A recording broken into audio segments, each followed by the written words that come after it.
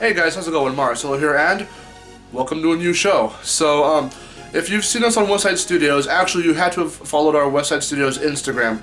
We were going to start a show called Cinema Talk, which was a movie review show that was a movie parallel to our video game review show, Trash Talk, and it never took off. So, I'm testing the grounds on this channel with this show, Marc's Film Reviews, and here you go, Gman Rocks. The first movie I'm reviewing for this show is, in fact, Zootopia. So there are a lot of points that Gman wants me to cover, so I'll do all the points. I'll probably not do them in the exact order that you sent, but I will touch on every single point that he's told me to do. So with that being said, here we go. Oh, I also need to mention this is a spoiler-free review. I will do a spoiler review that will come out sometime after this one, but yeah, just wanted to let you know. So with that being said, let's talk about the story. So without going into a whole lot of detail, just the bare minimum from what you see in the trailers and such, that's basically what I'll go over. With a little bit of, not again spoilers, but just a little bit of more detail than the trailers give. So Judy Hopps wants to move to Zootopia. And it's basically a like city and country kind of story where she wants to move to the city. And she wants to be a cop, which in this world there has never been a bunny rabbit cop before. So she wants to be the first, and everyone's making fun of her for it and telling her that she shouldn't do it. Her parents are like, no, do something safer, like sell carrots, you know, grow like a carrot farm or something like that. So everyone's telling her she can't do it, but she wants to do it, and she's, you know, super rambunctious and like full of determination. So she goes and she becomes a cop. Well, at first she becomes they appoint her as a as they call a meter maid. So she goes and just writes out tickets and stuff like that and checks the meters and all that. But it's not until she sees that there's a missing persons case that she wants to tackle. Actually, before the missing persons case, I can remember, she runs across Nick Wilde. And Nick Wilde teams up with his friend named Finnick, and they go and they're trying to buy, he's disguised as like a baby, and they're trying to buy a popsicle or something. And so she buys him a popsicle, and she believes in what they're trying to do, but he's a con artist, so what he ends up doing with Finnick is they melt the popsicle down and then make smaller popsicles and sell them. So when she finds out that that's like what they're doing, she goes and they have, you know, an argument and all that, and that's just, hey, they're getting off on the wrong foot. But when she finds that, when she wants to take on this missing persons case, she finds out that Nick was there and sold the popsicle to that missing person, who's, I forget his name, but it's like Otterton or something, or Otterson or something like that. He's an otter. And so she goes back and finds Nick Wilde, and just from there, they are roped into finding out what happened to him and all the other missing persons. So that is the most basic plot right there, like a well, not so much of a synopsis, but there's the basic plot. And it's pretty good, actually. It actually goes a little deeper than that, which again, I'll get into the spoiler review, but let's talk about animation, because the animation is amazing. This animation, I love how, which a lot of, you know, movies are doing nowadays, and they've been doing them for a while, I mean, to be fair, at the same time, where for the action-packed moments, you got a really fast-paced movement from the characters when they're trying to avoid stuff or run away from stuff, and then when they're calm, they gotta be calm when the moments have to be serious. It's just, the animation just matches, and it looks really good. And the detail for the fur and everything on the furry characters, it's just, it looks really good, so there's not a whole lot to say. I am a big, you know, fan of art, you know, I am an artist, so like, when I look at the aesthetics and everything, it's really creative. That's one thing I need to say about the movie in general. The movie is creative. The way they show how the smaller animals interact with the bigger animals, especially when they're in Zootopia, it's just, it's funny, and it's inventive, and it's just, again, creative. So, I also like the way Zootopia itself as a city looks and how there's the different regions. One thing I was like, it's super nitpick. It's not even a nitpick, it's just something I was just being funny with. I'm like, so how's the climate work? Because you got the desert region, you got like a snow region, you got the jungle, like a rainforest, and then like the actual city itself, but like the climate is different for every one of them, and it's one big place. So I'm just like, it's nothing. I'm not ragging on it. I'm not doing anything of the sort. I just think it's funny. I just pointed out. So climate must be weird for this place, but you know, whatever. I digress. The animation is really, really good. So I really do enjoy it, and I enjoy the character designs and everything, and we're gonna get into that a little bit later. But yeah, I like it. Really good. So I think the humor and the characters kind of go hand in hand. The characters are really well written and really well casted. Because I know that they like to get, you know, celebrity voices to do most of, you know, the cast nowadays. And you can pick out some people here and there, J.K. Simmons, Jennifer Goodwin, and all them. But Jennifer Goodwin and Jason Bateman actually have a really good chemistry as Judy and Nick, respectively, because sometimes, in some moments, it feels like they're either improvising their lines, just trying to, you know, think voice actor and character. It sounds like they're improvising because when there's a difference between reading off the script and it becomes apparent the more you listen to the voices of the characters. Not just in the movie, like in this movie, but in any movie. There's a difference between like their interactions sounding like they're just reading off a script, and then there's genuine feeling interactions. And Judy and Nick's interactions that they have in this film at times just get like, it feels real. It feels like, okay, hey, they're really talking to each other, they're really messing around with each other. It feels genuine, and that's really cool. So it never once did I feel like, okay, so they could have changed like a line, they could have taken that line out of this film or something, I don't know, the interactions felt a little weird, like no, not at all, they felt awesome. And the characters themselves, again, I love the designs, and I especially love how people keep comparing Nick to Robin Hood. It's really funny. I think I've even seen around like fan-made like fan art of like everyone's even just saying in general like, oh, Nick's like the great grandson of like Robin Hood or something. It's like a generational thing. Like, I don't know. It's really cool. You can see that if that's like not true in some kind of weird way, it at least is apparent it's reflected in the designs. So it's not a long shot to say that Nick's design was based off of Robin Hood. So that's really cool. And just the other designs in general, like who else? The Weasel was really funny. I forget his actual name, like Weaselton or Weasel something or other. He was pretty funny, and his design, oh my god, Mr. Big is great. He's hilarious. There's a lot of characters here that are just, the designs and with their voice having to match with the character and all that, like they did a really, really good job. So I don't know what else to say, but they're well written. There was no one character I was annoyed by, which is something that's important, you know, for these kinds of films. Sometimes there's at least one character that's like, okay, shut up, dude. Just, your screen time is done. Get out. But no, I was happy with the way the characters were handled, so awesome. Oh, but also, before I go, before I cut, let's talk about the humor, because the humor with those characters and with the way they're designed, and like the whole nudist scene, that was hilarious. It's just like, okay, hey, with all these Disney films, you're used to seeing them without any clothes, because whatever, they're supposed to be animals, so, you know. But with these animals in this movie that wear clothes, to them it's super jarring to see the animals without clothes, even though, no, he does, never mind. I was gonna say, even though Nick doesn't wear pants, no, he does. But with that nudist scene was hilarious, because it's like, hey, we're used to seeing that as an audience, but for them it's like super jarring, because they're naked. So it was pretty fun. And of course there's nothing there, but it's the what's the word, like not the assumption, but it's like the connection you make with that. It's just like, oh, okay, haha, I get it, I get the joke. But the humor was, you know, there's satirical humor, self-referential humor, and it all works with the film. And when I mean self-referential, I don't mean like breaking the fourth wall, but they make fun of their past films and the references and such, which we'll get to next. It's insane how many references there are here, but it's good humor. So yeah, and there are many references and Easter eggs in this film. I didn't catch all of them when I went to go see it, but afterwards I watched some videos to see what Easter eggs and references I missed, and there are a bunch of there are some Frozen Easter eggs, and in general references and Easter eggs to past movies that the team worked on, such as Big Hero 6 and Wreck-It Ralph and all that. And There's a Godfather, like Mr. Big is a Godfather reference.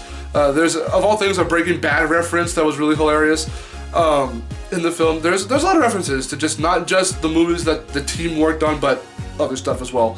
So it works in the favor of, it's weird to say, they're not there just to be there.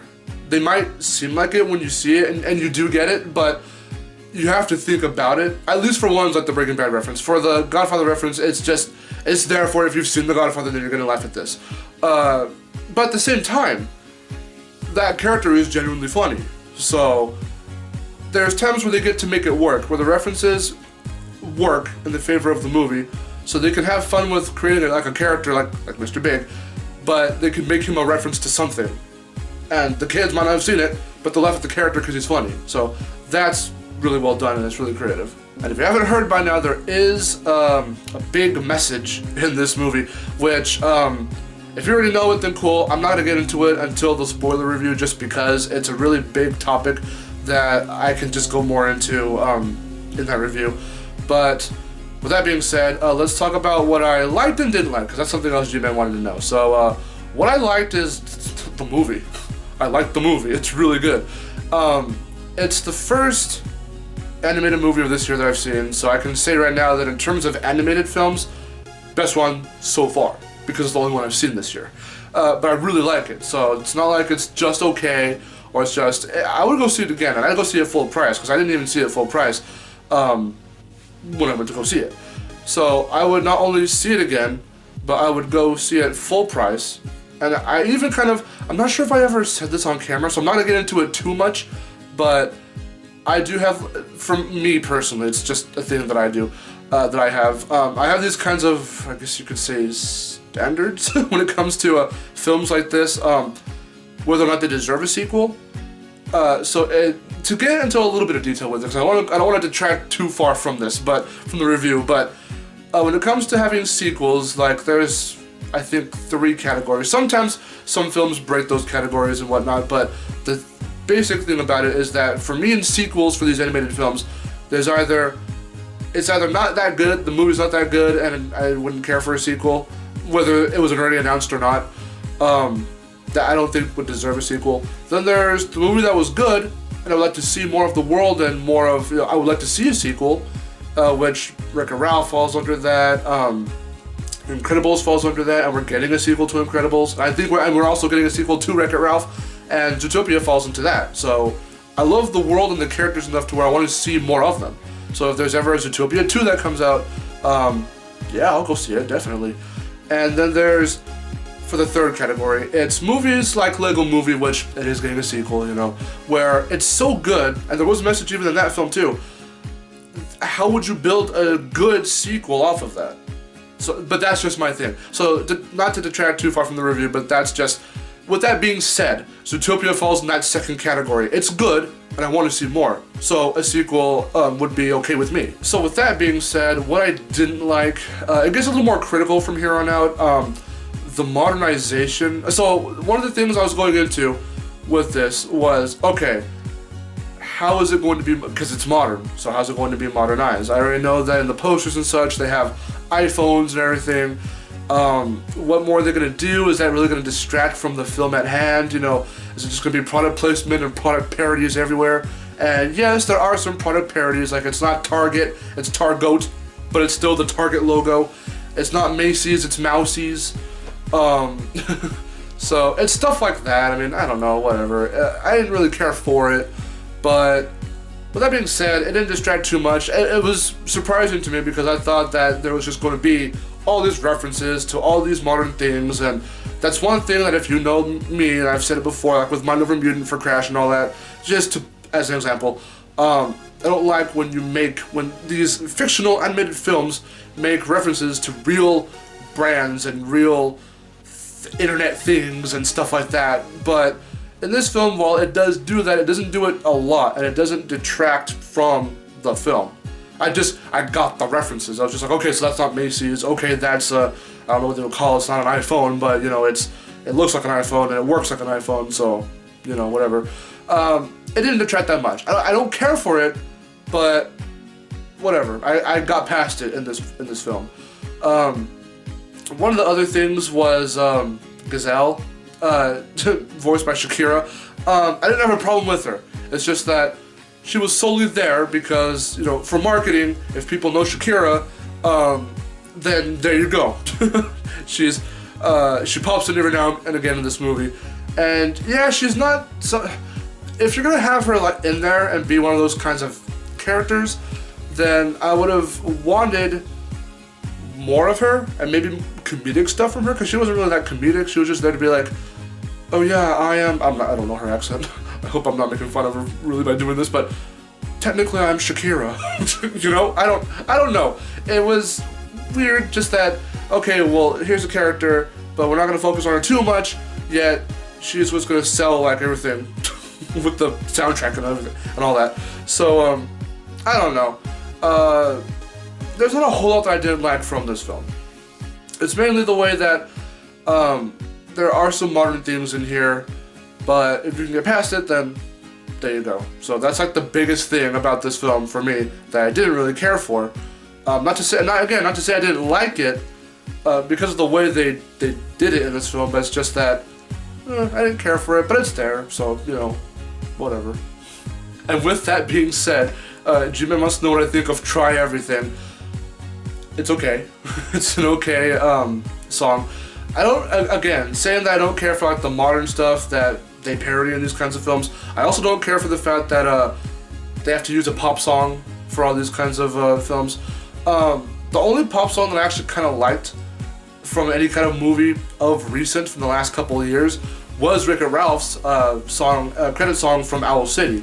That one was actually cool because I like Owl City, and I feel like when they chose Owl City, it wasn't because you know Owl City, so they're doing a song for Wreck-It Ralph. Oh my god, buy the soundtrack. It didn't feel like that. And I'm not saying that's necessarily what they did with Shakira for this film, but I can see how people would buy the soundtrack because they see it's Shakira. I'm not sure if it's so much of like she's famous and you know her, so here you go, or if it's just like, well, because I don't know what she's done. Is this like a comeback for her? Like, has she been... I don't even know that much about Shakira, so like, who am I to talk, right? But like, was she gone and she's making a comeback and this is one of the ways that she's saying, hey, I'm coming back? Or, because I haven't heard diddly squat recently about Shakira until now. So, I don't know. Just ignore me. I don't know. The movie was fine. The movie was good. There's just so much to this movie. Like, there's the basic synopsis and the basic, you know, my basic description of the characters and all that, but there's a whole lot of things. Again, this falls into that whole messages thing that I said I wasn't going to get into too much.